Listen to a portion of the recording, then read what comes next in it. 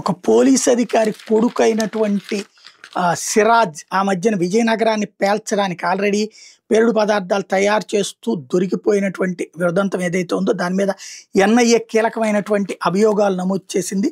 National investigation agency Vizianagaram ఉగ్రవాద కుట్ర కేసులో ఏడాది మే నెలలో అరెస్ట్ అయిన విజయనగరానికి చెందిన సిరాజ్ ఉర్ రెహమాన్, హైదరాబాద్కి చెందిన సయ్యద్ షమీర్లు దేశ సమైక్యత, సమగ్రత, భద్రత, మత సామరస్యానికి విఘాతం కలిగించారంటూ ఎన్ఐఏ మంగళవారం విశాఖలోని ఎన్ఐఏ ప్రత్యేక న్యాయస్థానంలో ఛార్జ్షీట్ వేసింది. నిందితులు ఐసిస్ భావజాలంతో ప్రేరణ పొందారు. సోషల్ మీడియాను ఉపయోగించి ఏపీ, తెలంగాణ సహా దేశంలోని వివిధ ప్రాంతాల్లో ఉగ్రవాదులను రూపకల్పన చేయడం, యువతను తీవ్రవాదంపై ఆకర్షించడం తదితర ఉగ్రవాద కార్యకలాపాల్లో చురుగ్గా పాల్గొన్నారంటూ వాటిలో పేర్కొంది. యువతను సోషల్ మీడియా వేదికగా ఆకర్షించి స్లీపర్ సెల్స్గా మార్చి అహిం పేరిట ఉగ్ర కార్యకలాపాల ప్రారంభించినట్టు వివిధ సోషల్ మీడియాలో రాడికల్ కంటెంట్ను వ్యాప్తి చేయడంలో చురుగ్గా పాల్గొన్నట్టు ఎన్ఐఏ కీలక ఆధారాలు సమర్పించింది.